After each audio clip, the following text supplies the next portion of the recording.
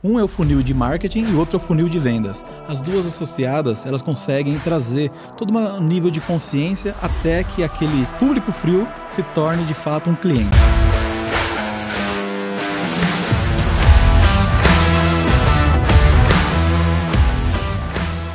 Olá, empreendedor qualitativo e quantitativo. Hoje estamos aqui para falar tudo sobre a jornada do cliente passo a passo.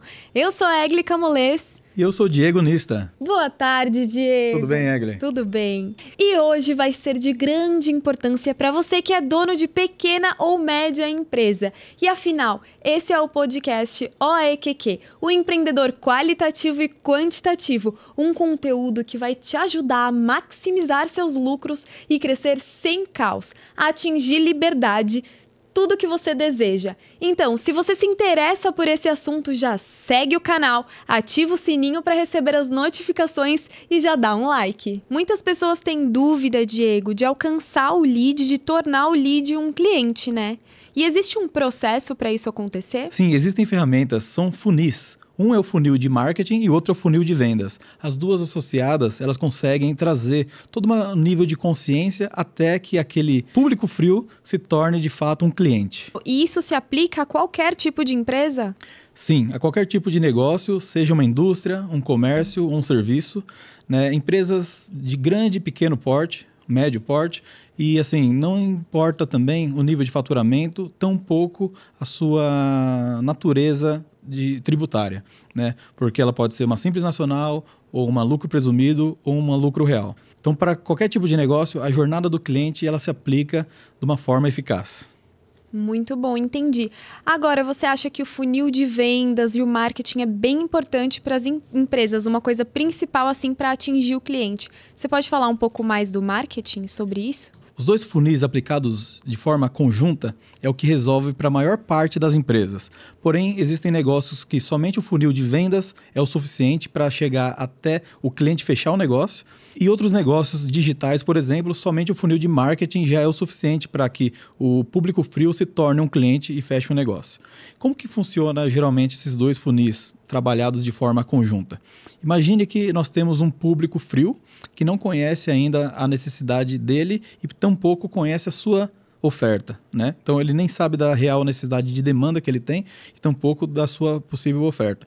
Então a gente começa a despertar um nível de consciência nesse público, né? Através de ações de marketing. Né? Então você imagina, isso é o que a gente chama de topo de funil de marketing, onde a gente começa a entregar conteúdos que são relevantes, entregar informações, apresentação do produto. Isso pode ser feito de diversas formas hoje no mundo digital, né? Mas se a gente volta no mundo tradicional, a gente consegue entender isso desde uma antiga mala direta, as próprias redes sociais atualmente. E se a gente voltar no tempo, muitos anos, a gente vai chegar nas páginas amarelas, né?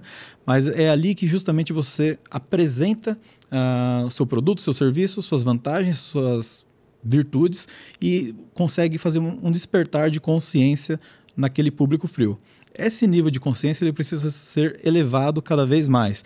E aí a gente começa a despertar nesse futuro cliente, né, que ainda não pode nem ser chamado aí de um lead qualificado, mas a gente desperta o que a gente chama de interesse, né? Interesse no qual ele se torna agora um suspect.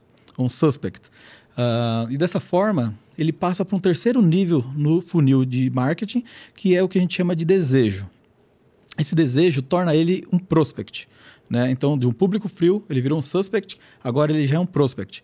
E com isso, ele vai para a última fase do que eu chamo de fundo de funil de marketing, que é a nossa, justamente, ação. Ou seja, ele vai tomar a ação porque ele se tornou agora um lead qualificado.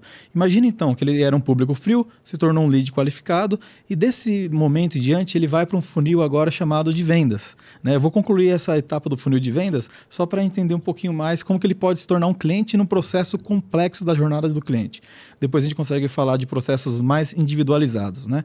Então já no funil de vendas, ele começa ali com alinhamento, ou seja, ele não tinha nenhum tipo de relacionamento, virou um lead qualificado, ou seja, ele fez uma chamada para ação, ele pediu ou uma reunião ou algum tipo de alinhamento para que seja entendida a necessidade dele. Então, o vendedor da empresa ou a equipe de vendas, isso vai depender do tipo de negócio. Então, o vendedor pode fazer uma visita de alinhamento, buscar uma reunião, isso pode ser virtual, pode ser presencial, E dali ele consegue ir para o próximo passo, que seria o segundo passo do funil de vendas, que é o quê? Emitir uma proposta. Emitir uma proposta é justamente um passo no qual você formaliza tudo aquilo que foi visto, as ideias, todas as discussões que foram colocadas. Isso num negócio B2B, tá? Esquecendo um pouquinho de um B2C, de um varejo, pensando no B2B, que é um pouco mais complexo de se entender uma jornada do cliente. Então, nessa etapa da proposta, a gente consegue depois pular para a terceira, que é o quê? A de follow-up, é de acompanhamento. Acompanhamento de como vai ser essa evolução, esse desenrolar, que pode durar 1 mês, pode durar 6 meses, 2 anos, depende da natureza do negócio, depende do formato B2B. Então, esse é o chamado follow-up. E dali a gente vai para a nossa quarta ação no funil de vendas, que é o quê? A negociação, que é um tema que a gente consegue desdobrar aqui em uma extensão muito longa, né? Já que a negociação ela tem aí muitas frentes, desde a sua preparação até a sua execução.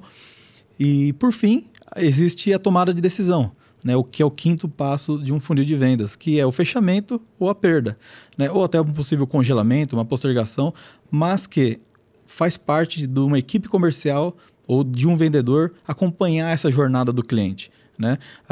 Aliás, faz parte dos departamentos, porque a gente acabou de falar aqui de funil de marketing e funil de vendas.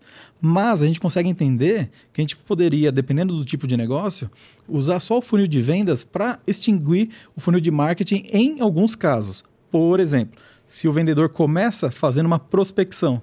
Então imagina o seguinte, o vendedor faz a prospecção, ele basicamente cortou todo o funil de marketing e trouxe já o lead qualificado para o funil de vendas. Ou porque ele já conhecia aquele lead qualificado, ou porque ele estava com outra demanda e trouxe aquela nova demanda para a mesa de negociação.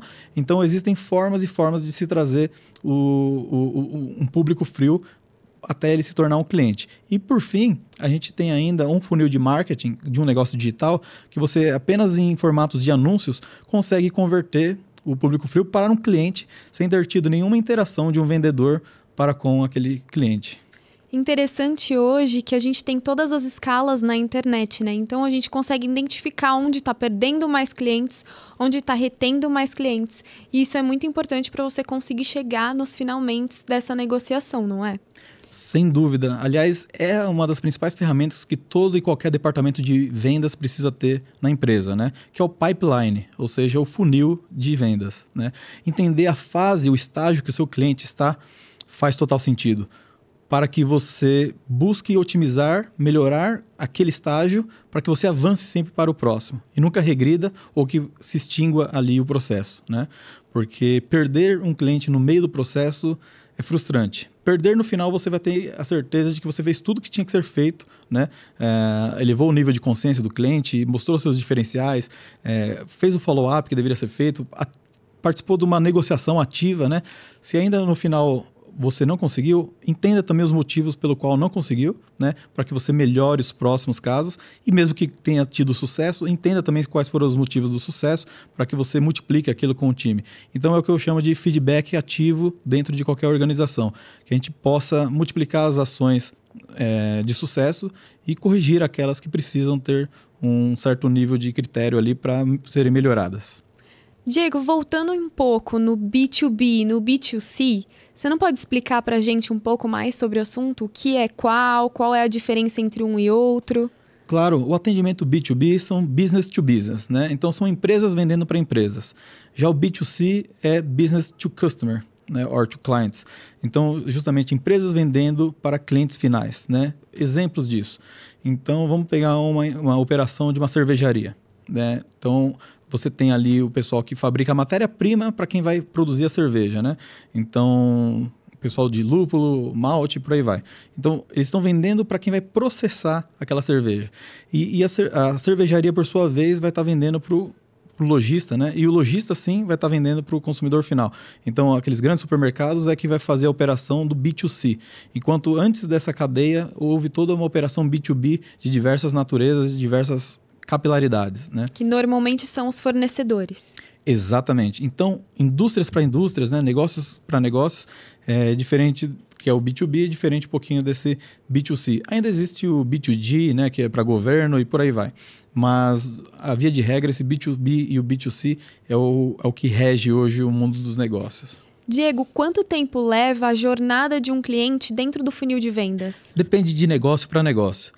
Então, nós temos, por exemplo, B2B de empresas, indústrias, por exemplo, que tem fases de projeto, fases de instalação, fase de execução em diversas frentes, né?